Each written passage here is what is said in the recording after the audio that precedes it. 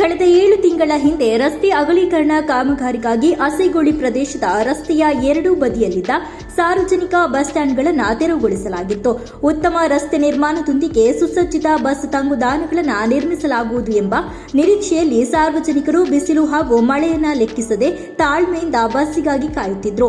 ಆದರೆ ಇದೀಗ ಮಳೆಗಾಲ ಆರಂಭವಾಗಿದ್ದು ಪ್ರಯಾಣಿಕರು ತೀವ್ರ ಸಂಕಷ್ಟವನ್ನು ಅನುಭವಿಸುವಂತಾಗಿದೆ. ಮಳೆಯಿಂದ ರಕ್ಷಣೆಯನ್ನ ಪಡೆಯಲು ಈ ಪ್ರದೇಶದಲ್ಲಿ ಒಂದು ಬಸ್ ಸ್ಟ್ಯಾಂಡ್ ಕೂಡ ಇಲ್ಲದಿರುವ ಕಾರಣ ವಿದ್ಯಾರ್ಥಿಗಳು, ಉದ್ಯೋಗಿಗಳು ಹಾಗೂ ಸಾರ್ವಜನಿಕರು ತೊಂದರೆಯನ್ನು ಅನುಭವಿಸುತ್ತಿದ್ದಾರೆ. ಅಲ್ಲದೆ ಸ್ವಲ್ಪ ಹೊತ್ತು ಆಶ್ರಯ ಪಡೆಯಲು ಅಂಗಡಿಗಳ ಜಗಲಿಯೂ ಇಲ್ಲದ ಪರಿಸ್ಥಿತಿ ನಿರ್ಮಾಣಗೊಂಡಿದೆ.